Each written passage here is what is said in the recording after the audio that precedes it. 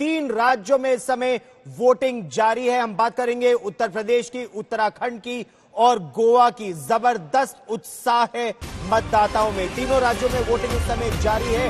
उत्तर प्रदेश में दूसरे दौर के लिए 55 सीटों पर इस समय वोट डाले जा रहे हैं। उत्तराखंड और गोवा विधानसभा की सभी सीटों पर एक ही दिन यानी आज मतदान हो रहा है।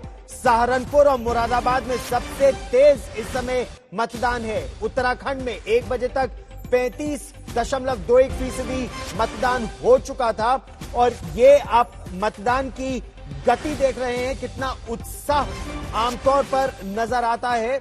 सहारनपुर में देखिए 42% से ज्यादा हो चुका है, बिजनौर में 38, मुरादाबाद में 42, संभल में भी 38% मतदान अब तक हो चुका है। अब बस 3 घंटे बचे हैं।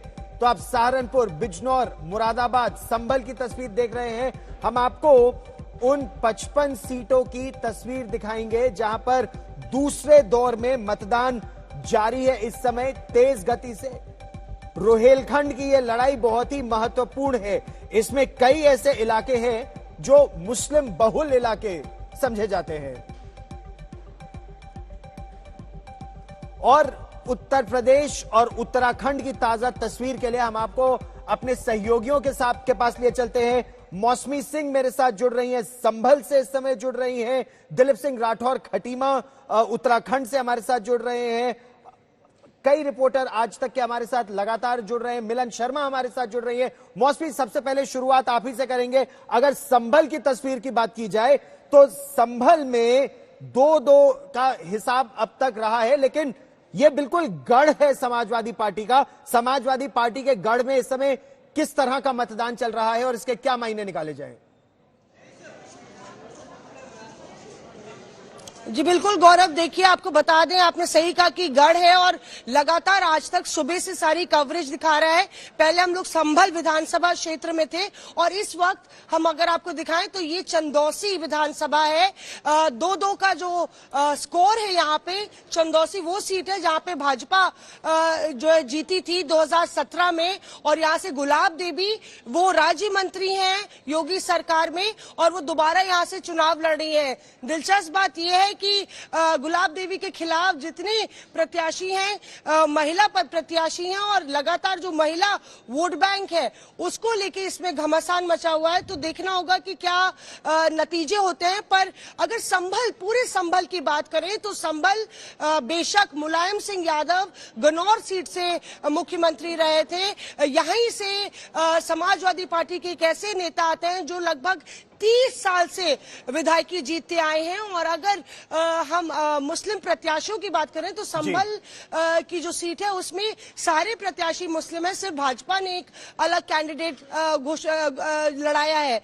तो ये सब जो समीकरण है, ऐसे में देखना होगा कि क्या भाजपा, क्या समाजवादी पार्टी अपने गढ़, अपने किले को बचा पाती है या नहीं। गौरव, बहुत दिलचस्प बात आपने की। एक मुस्लिम बहुल इलाका, समाजवादी पार्टी का गढ़, और प्रश्न अब यह उठ रहा है क्योंकि लगभग सभी पार्टियों ने मुस्लिम कैंडिडेट्स ही खड़े किए हैं, तो क्या मुस्लिम वोट बटेंगे? और इसी के बारे में चेतावनी समाजवादी पार्टी यह दे रही थी कि जो उनकी भाषा में उसे कह रहे हैं कि फेक मुस्लिम से आप बचे और असली वोट ही दे। इसके क्या मायने हैं? मौसमी से हम ये चर्चा जारी रखेंगे। लेकिन अगर रामपुर की बात की जाए, मिलन, रामपुर की जो छुरी है वो इस बार किसको काट रही है? 2-3 का आंकड़ा, और रामपुर में जो आंकड़ा है वो सपा के पक्ष में रहा 2017 के चुनावों में भी। अगर बड़ी तस्वीरों को देखा जाए, जब यह कहा जा रहा था कि एकाएक बीजेपी ने पूरे क्षेत्र को कैसे अपना वर्चस्व स्थापित किया।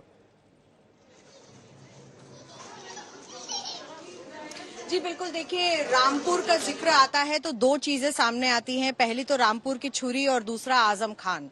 आजम खान इस वक्त जेल में हैं, लेकिन यहाँ पर जितने भी प्रत्याशियों को उतारा गया है चुनाव में, यहाँ पर मुस्लिम प्रत्याशी भी हैं, हिंदू प्रत्याशी भी हैं। बीजेपी से यहाँ पर आकाश सक्सेना खड़े हैं जिन्होंने काफी मुकदमे दर्ज किए थे, जिसके कारण आजम खान आज जेल में है। लेकिन जिस तरीके का, गौरव, मैं और आप चुनाव देखते थे रामपुर का, वैसा चुनाव इस वक्त नहीं रहा है।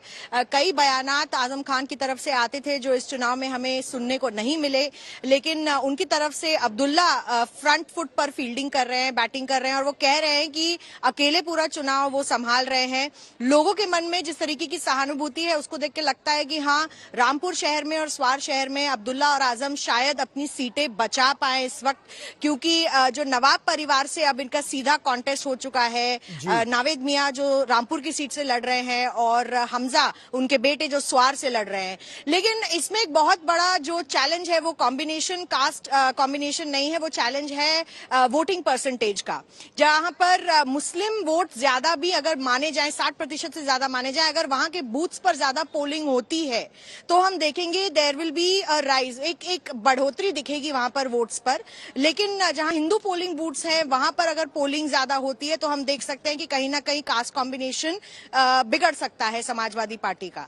उनका यह भी कहना है कि आजम खान को जेल में रखा गया और ऐसे कई नेता हैं जिनको जेल से बाहर निकाल दिया गया, लेकिन आरोप प्रत्यारोप के बीच में जनता ये कहना चाह रही है कि आजम खान ने विकास का काम किया है रामपुर शहर के लिए।